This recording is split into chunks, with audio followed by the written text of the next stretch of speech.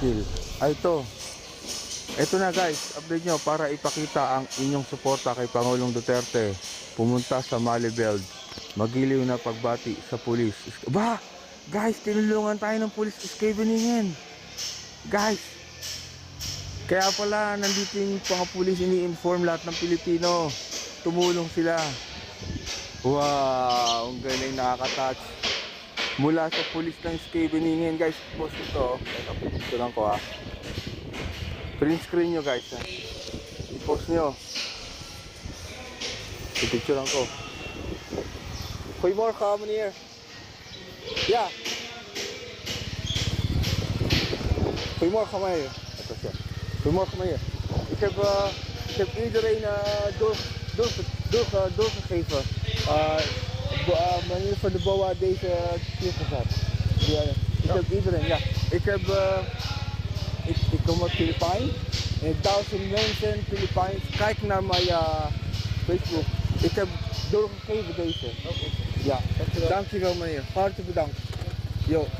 Oh, nakita nyo, yan si meneer. Yes. Oh, hindi ako. So meteen. Okay. Okay, dankjewel meneer. Ayun na guys. Sabi niya, umalis na din daw ako. Pero, nakasupport pala sila. Pinapalis pala nila dito para sa Malibel magpunta dun po sa Malibel. So wala pong kahit yung mga nagtatanong po na form, wala pong form. Malibel po ang punta, lahat po tayo Malibel. Si ma'am, ang event po mamaya ay sa The Hague. Ang meeting point po sa Den Haag Central Station. Opo, may paliliwanag na ako sa inyo, no? Ang tawag po ng karamihan natin ay The Hague. The Hague po, di ba? Pero dito po, hindi po namin ginagamit yung The Hague. Ako po ay naninirahan na dito, maglalabing 3 taon na po. Ang The Hague po ay hindi namin ginagamit. Ang ginagamit po ng mga Dutch dito, Den Haag. Den Haag po. Den Haag. May dahak po sa dulo. Yung The Hague po, never po yan ginagamit namin dito. Mga taga rito po, yung mga Dutch, katulad namin mga Filipino Dutch community, mga Dutch na hindi po The Hague tawag dyan.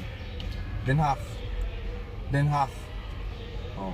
Kaya pag tinatanong kami, saan ka nakatira? Warvonie. Sasabihin mo lang, Den Haag. Pag The Hague, hindi po nila alam yan. Sa English po yan English. Kasi ang salita po dito namin ay Dutch. So yung English po, bibihira lang pong ginagamit ang English dito sa amin. Ang ginagamit po naming salita dito ay Dutch. Yan, kahit po sa trabaho ko, Dutch po ang ginagamit namin salita. So kaya pag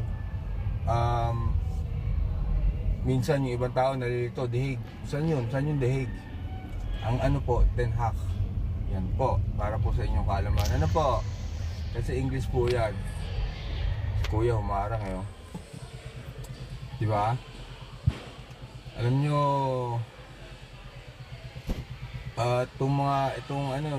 hindi ko to ginagawa Talagang na-trigger lang ako nung ginawa nila kay tatay.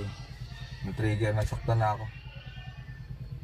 Ilang araw akong simula nung kinuha siya dyan sa atin, sa Villamor Air Base.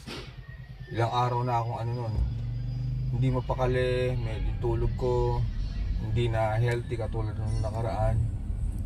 Ang normal. So sabi ko, wala po nag-utos sa akin. Sabi ko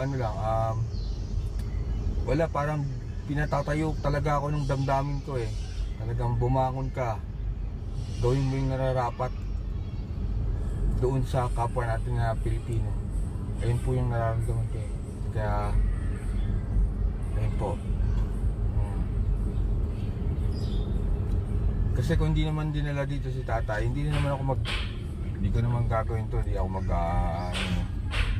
talagang na-trigger lang ako. Tsaka hindi lang po ako. Ang dami ko na po Pilipinong nakilala dito po sa Netherlands, galing sa iba't ibang sulok ng mundo. Iisa po ang dahilan namin para kung ano po yung dahilan ko, ayun din ang dahilan nila. Grabe. Buong Middle East, Amerika, buong Europa. Grabe. Kung ano yung dahilan ko, yun din ang dahilan nila.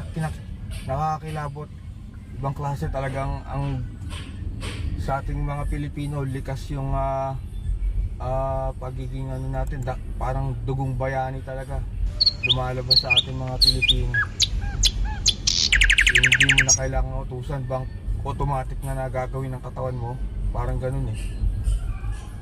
Yung patriotism natin, ano, normal na matitrigger pag inapi mo ang isang minamahal namin. Ganun ang nangyari po sa atin ngayon.